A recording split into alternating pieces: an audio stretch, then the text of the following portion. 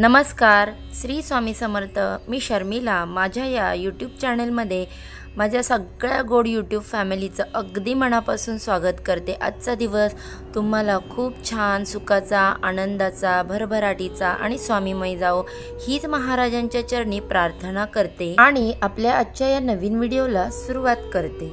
आपल्या हिंदू धर्मामध्ये पिठोरी अमावस्येला विशेष महत्त्व आहे। श्रावण महिन्यात येणाऱ्या या अमावस्येला पिठोरी अमावस्या किंवा मग कोशग्रहिणी अमावस्या, पौत्रावधी अमावस्या किंवा श्रावण अमावस्या अशा वेगवेगळ्या नावाने ओळखलं जातं। याच दिवशी आपण बैलपोळ्याचा सण देखील साजरा करत असतो। पिठोरी अमावस्येच्या दिवशी माता आपल्या मुलांच्या दीर्घायुष्यासाठी, आरोग्यासाठी आणि सुखासाठी उपवास व पूजा करत असतात। त्याचबरोबर माता पार्वतीची, अष्टमातृकांची आणि 64 योगिनींची पूजा केली जाते। त्याचबरोबर बघा, पिठोरी हा शब्द पीठ या शब्दापासून तयार झालेला आहे। या दिवशी पीठाचे विविध आकार करून मग त्यांची पूजा केली जाते। त्याचबरोबर पिठाच्या हत्ती, घोडे, बैल, मनुष्य, देवतांची प्रतिकृती करून त्यांना नैवेद्य अर्पण केला जातो। सकाळी स्नान करून व्रत केले जाते आणि दिवसभर स्त्रिया उपवास करतात आणि संध्याकाळी कुटुंबासोबत अन्न ग्रहण केले जाते। मुलांना व कुटुंबांना संकटांपासून रक्षण मिळावे अशी माता प्रार्थना करत असते। पिठोरी अमावस्या केल्याने संततीचे रक्षण होते असे मानले जाते। या अमावस्येला पितृ तृप्त करण्यासाठी श्राद्ध, तर्पण, दान करणे याची प्रथा देखील आहे। या दिवशी दानधर्म, पितृकार्य करणे विशेष फलदायी मानले जाते। पंचांगानुसार पिठोरी अमावस्या ही 22 ऑगस्ट रोजी सकाळी 11:55 सुरू होत आहे आणि 23 ऑगस्ट रोजी सकाळी 11:35 समाप्त होत आहे। अशा स्थितीत आपल्याला पिठोरी अमावस्या ही शुक्रवारी 22 ऑगस्टला साजरी करायची आहे आणि शनिवारी शनी अमावस्या साजरी करायची आहे 23 ऑगस्टला। तर बघा, या दिवशी आपल्याला एक अतिशय प्रभावी असा उपाय करायचा आहे।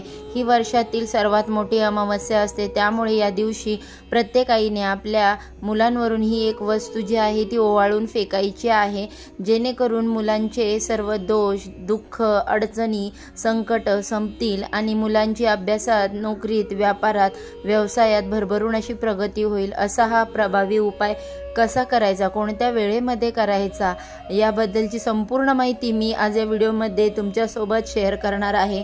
व्हिडिओ स्किप न करता शेवटपर्यंत नक्की बघा।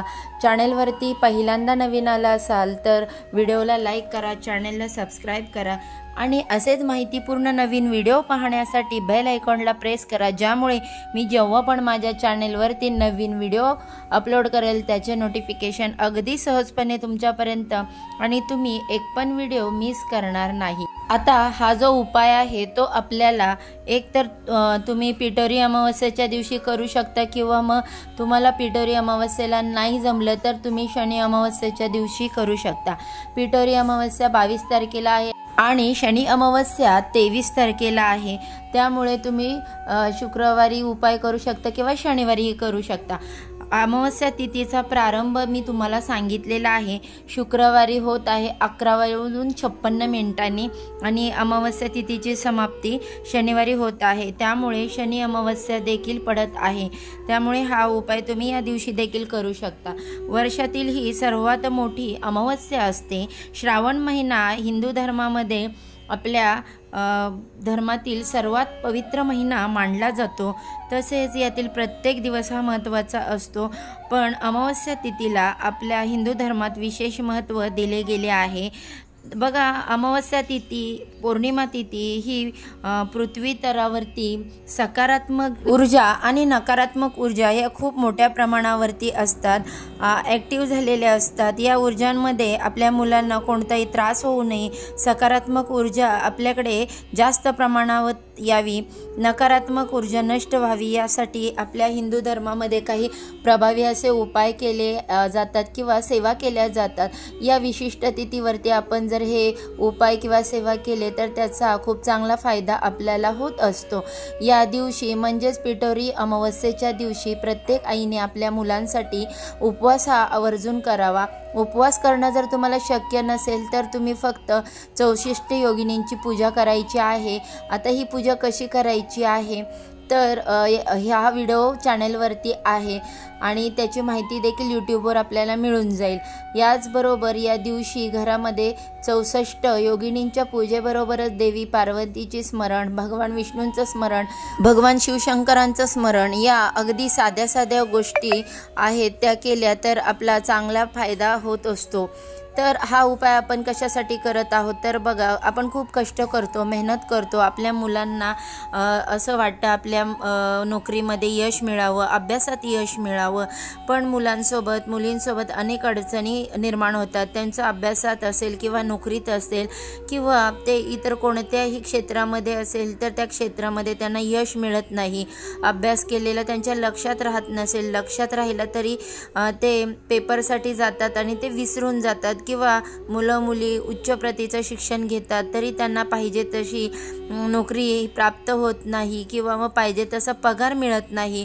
काही ग्रह असे असतात ते आपल्या कुंडलीवरती परिणाम करत असतात आणि ग्रहांचा अशुभ परिणाम जर आपल्या कुंडलीवरती असेल, मुलांवरती असेल, तुम्ही कितीही कष्ट करा त्याचा फायदा आपल्याला होत नाही। त्यामुळे एखादा ग्रह दोष तुमच्या मुलांच्या कुंडलीत तयार झालेला असेल तर तो ग्रह दोष मुलांच्या कुंडलीतून नष्ट व्हावा आणि तो वास्तुदोष असो, पितृदोष असो किंवा इतर कोणते दोष असो हे संपण्यासाठी हा उपाय आपल्याला करायचा आहे। काही अशी लोक असतात बघा, आपल्या मुलांची झालेली प्रगती त्या लोकांना पाहवत नाही आणि त्यामुळे ते मुलांना बाहेरच्या लोकांची नजर लागते, आपल्या घरातली सुद्धा आईवडिलांची सुद्धा नजर लागत असते। त्यामुळे ही नजर काढण्यासाठी मुलांना नजर लागते, त्यांच्यामध्ये हट्टीपणा, चिडचिडपणा, तापटपणा हा जास्त प्रमाणात पाहायला मिळतो आणि त्याचबरोबर मुलं आईवडिलांचं ऐकत नाहीत, मोठ्यांचं ऐकत नाहीत, अशा समस्या आपल्याला समोर येतात आणि या सर्व समस्या दूर करण्यासाठी त्याचबरोबर घरामध्ये मुलांची प्रगती तसेच प्रत्येक क्षेत्रामध्ये मुलांची प्रगती होण्यासाठी आपल्याला हा जो प्रभावी उपाय आहे तो करायचा आहे। आता हा उपाय कसा करायचा हे आपण पाहणार आहोत। तर बघा सर्वात आधी तुम्हाला मी हे सांगते की तुमच्या घरामध्ये जर सुतक असेल किंवा मग पिरियड्स असतील तर तुम्हाला हा उपाय करता येणार नाही, त्यामुळे तुम्ही एखाद्या दुसऱ्या अमावस्येला केला तरीही चालेल। सर्वात प्रथम सकाळी लवकर उठायचं, स्वच्छ आंघोळ करायचे, आंघोळीच्या पाण्यामध्ये काळे तीळ टाकून आंघोळ करायची, मुलांच्याही पाण्यामध्ये आंघोळीच्या काळे तीळ टाकायचे आहेत, त्यांना आंघोळीसाठी पाणी द्यायचं। त्यानंतर तुम्हाला जे थोडे तांदूळ घ्यायचे, त्याच्यापासून भात शिजवायचा आहे आणि हा आता जो भात आहे तो इतका शिजवायचा जो तुम्ही तुमच्या उपायासाठीच वापरू शकता। त्या उरलेला भात तुम्ही घरात खाण्यासाठी वापरू शकणार नाही, त्यामुळे तो थोडासा शिजवायचा।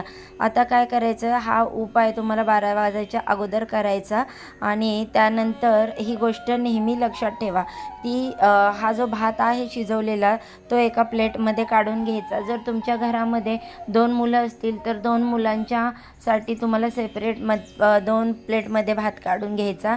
त्यावरती तुम्हाला थोडंसं दही टाकायचं आहे। आपल्या घरामध्ये देवघरामध्ये अगरबत्तीची जी रक्षा पडलेली असते ती रक्षा त्यामध्ये थोडीशी टाकायची आहे। त्याचबरोबर तुम्हाला त्यावरती छोटंसं भाकरीचा तुकडा ठेवायचा आहे, चपाती असेल तर त्याचा छोटासा तुकडा ठेवायचा, एक लिंबू ठेवायचा आहे पूर्ण। अशा पद्धतीने हा जो उतारा आहे तो तयार झालेला आहे। आता यातील एक सुद्धा वस्तू स्किप करू नका, ज्या सर्व वस्तू सांगितलेल्या आहेत त्या सर्व घेण्याचा प्रयत्न करा।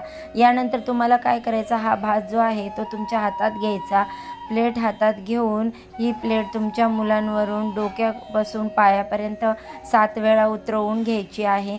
मुलांना जमिनीवरती बसवायचं नाही, त्यांना बसायला आसन द्यायचं आहे आणि त्यांचं तोंड दक्षिणेला होणार नाही याची काळजी तुम्हाला घ्यायची आहे।